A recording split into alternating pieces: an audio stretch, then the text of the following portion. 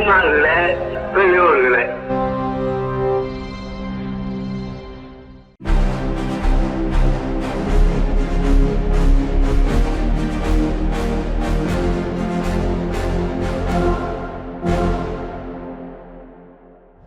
அனைவருக்கும் வணக்கம்.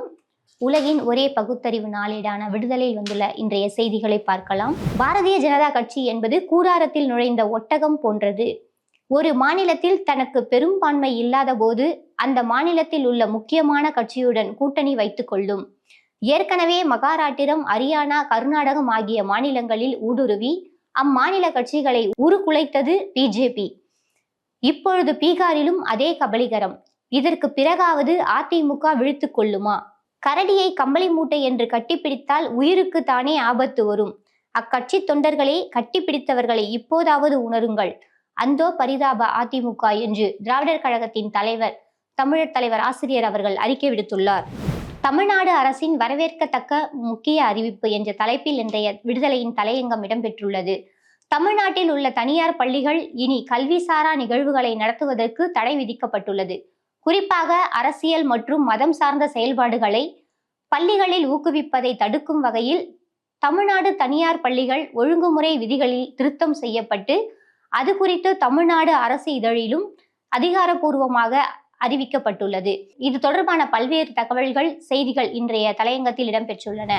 நாட்டிலேயே முதன்முறையாக 9 அடுக்குகளுடன் 30 மீட்டர் உயரத்தில் சூப்பர் ட்ரீ டவர் என்னும் செங்குத்து தோட்டத்துடன் கூடிய உயர் கோபுர மர கட்டடம் நூற்றாண்டு பூங்காவில் திறக்கப்பட்டுள்ளது. சமஸ்கிருதத்தை வளர்ப்பதில் மட்டுமே ஒன்றிய அரசு அக்கறை காட்டுகிறது. கடந்த 10 ஆண்டுகளில் சமஸ்கிருத வளர்ச்சிக்காக மட்டும் ஒன்றிய அரசு ஒதுக்கிய தொகை ரூபாய் 2500 கோடி. ஆனால் தமிழ் மொழி வளர்ச்சிக்காக ஒன்றிய அரசு ஒதுக்கிய தொகை வெறும் 147 கோடி என துணை முதலமைச்சர் உதயநிதி ஸ்டாலின் தெரிவித்துள்ளார். திமுக கூட்டணி உடையாதா என்று நம் அரசியல் எதிரிகள் ஏங்கினார்கள்.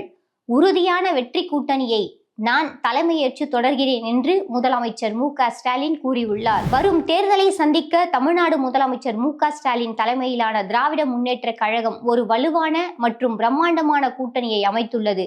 இந்த கூட்டணியில் சிறிய மற்றும் பெரிய கட்சிகள் என மொத்தம் 26 கட்சிகள் இடம்பெற்றுள்ளன. இந்தியாவுக்கு கச்சா எண்ணெய் விநியோகம் செய்ய ரஷ்யா எப்போதும் தயாராக இருப்பதாக இந்தியாவுக்கான ரஷ்ய தூதர் டெனிஸ் அலிஃபோவ் தெரிவித்துள்ளார். தமிழ்நாட்டில் பார்வை இழப்பு விகிதம் தேசிய அளவை விட குறைவு. சென்னை ராஜீவ்காந்தி அரசு பொது மருத்துவமனையில் நேற்று நடைபெற்ற அரசு விழாவில் மருத்துவம் மற்றும் மக்கள் நல்வாழ்வுத்துறை அமைச்சர் மா. சுப்பிரமணியன் தெரிவித்துள்ளார். விளையாட்டு வீரர்களுக்கு ஏற்படும் காயங்களுக்கு உயர்தர சிகிச்சை அளிக்கவும் அவர்களின் உடல் திறனை மேம்படுத்தவும் இந்தியாவிலேயே முதன்முறையாக சென்னை ஓமந்தூரார் அரசு மருத்துவமனையில் பிரத்யேக உயர்திறன் மையம் திறக்கப்பட்டுள்ளது. பகுதி நேர ஆசிரியர்கள் ஊதியம் ரூபாய் 15,000 உயர்த்தி பள்ளி கல்வித்துறை அரசாணை வெளியிட்டுள்ளது. இந்தியாவின் 4 மிக பெரிய பொருளாதார மாநிலங்களில் கடந்த 4 ஆண்டுகளில் மகாராட்டிர மாநிலம் மிக குறைந்த பொருளாதார வளர்ச்சியை பதிவு செய்துள்ளது. தமிழ்நாடு மராட்டிய மாநிலத்தை பின்னுக்கு தள்ளி முதலிடத்தில் செல்லும் வளர்ச்சியை எட்டியுள்ளது.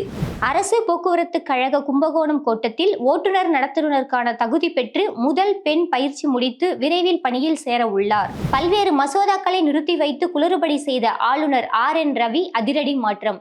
மேற்கு வங்கத்துக்கு தூக்கி அடிக்கப்பட்டார்.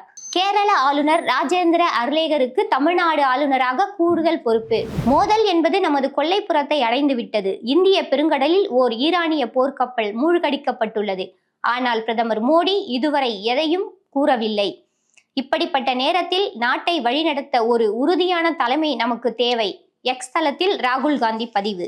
ஜனநாயகத்தை காத்திடும் குரலாய் நாடாளுமன்ற மாநிலங்களவையில் தொடர்ந்து ஒலிப்போம் என முதலமைச்சர் மு.க. ஸ்டாலின் தெரிவித்துள்ளார். ஒரு நாளைக்கு 5 மணி நேரம் மட்டுமே பள்ளி. பின்லாந்தின் கல்வி முறை உலகையே ஆச்சரியப்படுத்துகிறது. இங்கு மாணவர்கள் ஒரு நாளைக்கு 5 மணி நேரம் மட்டுமே பள்ளியில் செலவிடுகிறார்கள். ஒவ்வொரு வகுப்புக்கு பிறகும் 15 நிமிட இடைவேளையும் சிறிய வீட்டுப்பாடமும் உண்டு. இந்த மன அழுத்தமில்லாத சூழல் குழந்தைகளின் படைப்பாற்றல் மற்றும் கற்றல் ஆர்வத்தை அதிகரிப்பதாக கூறப்படுகிறது. இந்நிலையில் பின்லாந்து உலகளாவிய கல்வி மதிப்பீடுகளில் தொடர்ந்து முதலிடத்தில் உள்ளது. போர் பதற்றம். ட்ரம்மில் டீசலை பிடிக்கும் மக்கள். போர் காரணமாக பெட்ரோல் மற்றும் டீசல் பற்றாக்குறை ஏற்படும் என்று பலரும் பீதியில் உள்ளனர். இந்த சூழலில் பல இடங்களில் வழக்கத்திற்கு மாறாக பெரிய கேன்களில் பலரும் பெட்ரோலை நிரப்பி செல்கின்றனர். சமீபத்தில் பஞ்சாபின் ஒரு பகுதியில் 800 லிட்டர் தண்ணீர் தொட்டியில் சில டீசலை நிரப்பும் காட்சி பதிவு இணையத்தில் வைரலாகி வருகிறது.